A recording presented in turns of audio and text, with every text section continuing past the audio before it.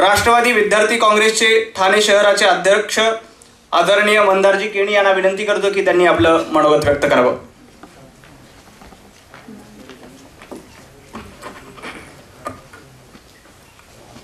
व्यासपीठावर उपस्थित असलेल्या सर्वच नेत्यांचं मी मनपूर्वक स्वागत करतो आणि म्हणजे जमलेले सगळे तरुण मित्र आणि विद्यार्थी यांचं देखील स्वागत करतो की एवढा पाऊस जोरात असताना सुद्धा सगळे एका त्या संख्येने उपस्थित राहिले. आणि खास करून ठाणे वैभवचं हार्दिक आभार मानतो आणि निखिलजी बल्लाळ यांचं आभार मानतो की त्यांनी आम्हाला इथे बोलवलं आणि आज बोलायसाठी आमचं मनोगत व्यक्त करायसाठी आम्हाला एक प्लॅटफॉर्म निर्माण करून दिला.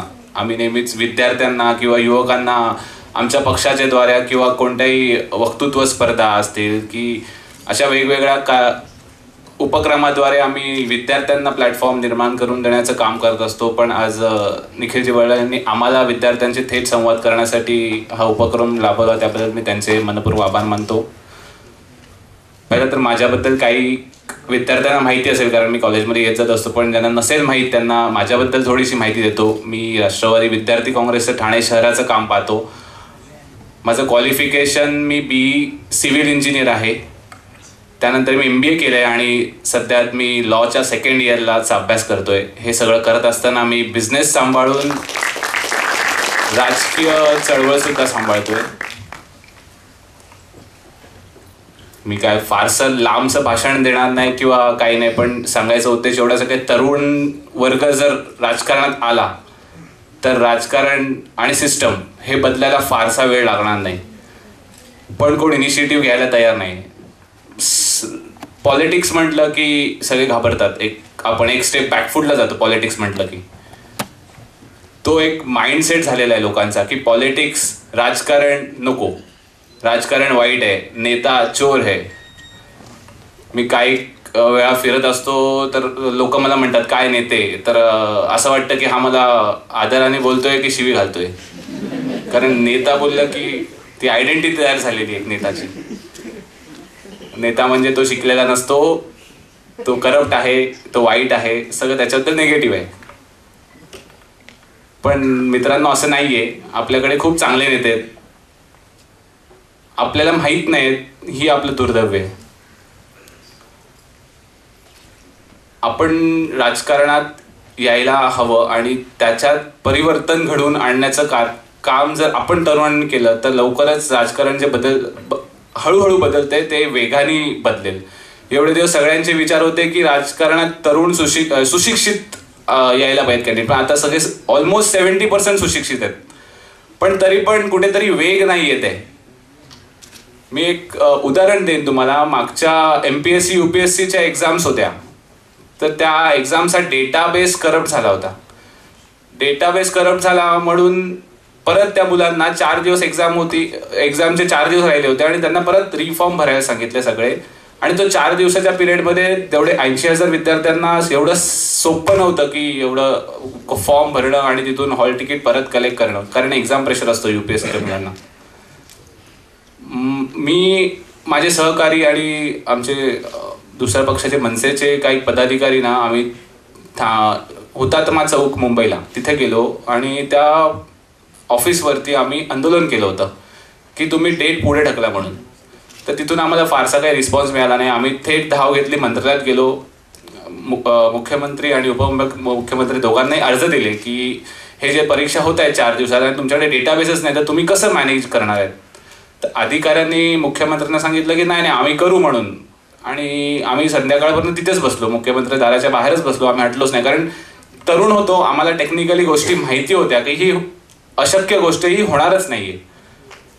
पण तरी पण अधिकाऱ्यांनी चुकीची माहिती दिली मुख्यमंत्र्यांना आणि मुख्यमंत्री पण आम्हाला बोलले की नाही ते होऊन जाईल, अधिकारी म्हणतायत की करतोय आम्ही, तर तुम्ही काय निश्चिंत राहा, विद्यार्थ्यांचं कुठे नुकसान होणार नाही आणि प्रत्येक गोष्ट सुरळीत होईल. आणि त्यात 7 ते 8 वाजता मुख्यमंत्री स्वतःनी घोषणा केली की MPSC आणि UPSCच्या परीक्षा पुढे ढकलण्यात आल्यात. तर सांगायचा उद्देश एवढा आहे की जी टेक्निकल नॉलेज आम्हाला होती ती त्या लेवलच्या लोक आहेत आपल्या राजकारणात आज, की जे ज्येष्ठ आहेत त्यांना ती गोष्ट नाही माहिती. आज आपण जेवढं इंटरनेट, व्हॉट्सअप किंवा सोशल मीडिया असेल जेवढ्या वेगाने आपण वापरू शकतो तेवढं ते लोक नाही वापरू शकत. त्यामुळे तुमच्यासारखे जर एक इनोव्हेटिव्ह विचारची लोक जर राजकारणात आली तर नक्कीच राजकारणाचं रूप बदलेल. पॉलिटिक्स मला वाटतं हे तुमच्या क्लासरूममध्ये आहे, तुमच्या स्टाफ रूममध्ये, कॉलेजमध्ये आहे, तुमच्या ग्रुपमध्ये आहे, घरात आहे, प्रत्येक ठिकाणी. पण आपण गव्हर्नमेंट पॉलिटिक्स बघताना एक त्याला वेगळ्याच दृष्टिकोनाने बघतो. तर हा दृष्टिकोन मुळात बदलायला हवा तरुणांनी. एवढे दिवस होतं की राजकारण द्यायला पैसा लागतो, तुम्हाला बॅकअप लागतं, कोणातरी वर्थ असतं पाहिजे, अशा सगळ्या गोष्टी होत्या. पण मला वाटतं आता तो फारसा गरज राहिली नाहीये. कारण आता प्रत्येकाकडे सोशल मीडिया आहे. तुम्ही थेट PM ला किंवा थेट CM ला, CP ऑफिसला, जिथे पाहिजे तिथे तुम्ही ईमेल्स लिहू शकता. पण फारसे विद्यार्थी करत नाही.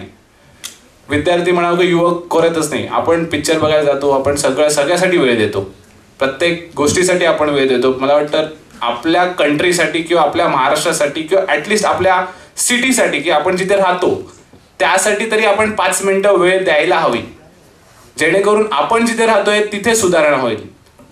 आपण स्टेट किंवा कंट्रीचा विचार ॲटलिस्ट नंतर करूया, पण ॲटलिस्ट आपण जिथे राहतो आपल्या बिल्डिंगच्या आजूबाजूचा परिसर तरी स्वच्छ असावा, किंवा आपल्या इथे विद्युत पोल आहेत की नाही ज्यातून कोणी दुर्घटना घडणार नाही.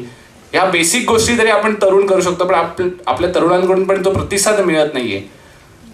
नंतर आपण राजकारण्यांना ब्लेम करतो की नाही राजकारणी काय करत नाही, काम नाही करत. पण शेवटी तो पण एक माणूस आहे, त्याला पण एक विचार करण्याचे कुठेतरी लिमिटेशन्स आहेत, एक क्षमता आहे. तर ती त्याला पुशअप करण्याचे जे काम आहे ते मला वाटतं आपल्या तरुणांनी करावं.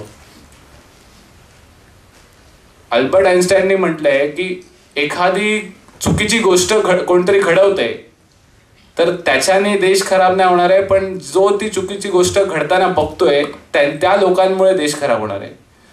आणि मला असं वाटतं जे लोक आता ज्यांना दिसतंय की आपण करू शकतो, आपण केलं पाहिजे, मला वाटतं त्यांनी आता पुढे येऊन करून दाखवायला पाहिजे. मी असं नाही म्हणत की प्रत्येकाने राजकारणातच यायला पाहिजे त्या माध्यमातून, पण तुमच्याकडे एवढे चांगले सोर्सेस असताना तुम्ही ते यूज नाही करत आहेत आणि तुमच्याकडे एवढे सारे आयडियाज आहेत जेणेकरून आपण आपलं सिटी ॲटलिस्ट बदलू शकतो. तर तुम्ही आपले आयडियाज तरी पॉलिटिकल लोकांबरोबर शेअर करावे आणि राजकारणात आला तर उत्तमच आहे.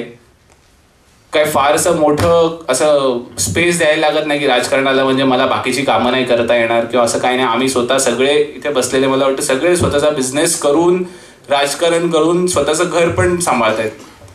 तर त्या फारसं असं काही वेगळं नाही आहे राजकारण म्हणजे. तर बाकी मी जास्त काही बोलत नाही.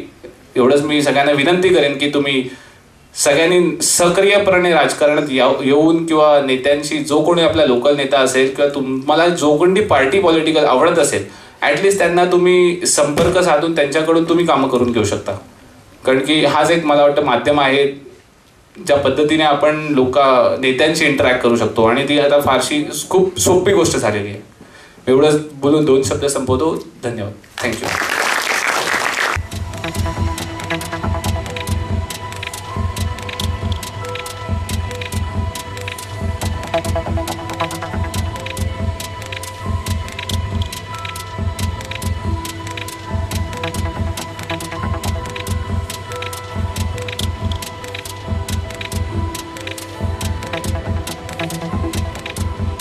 Thank you.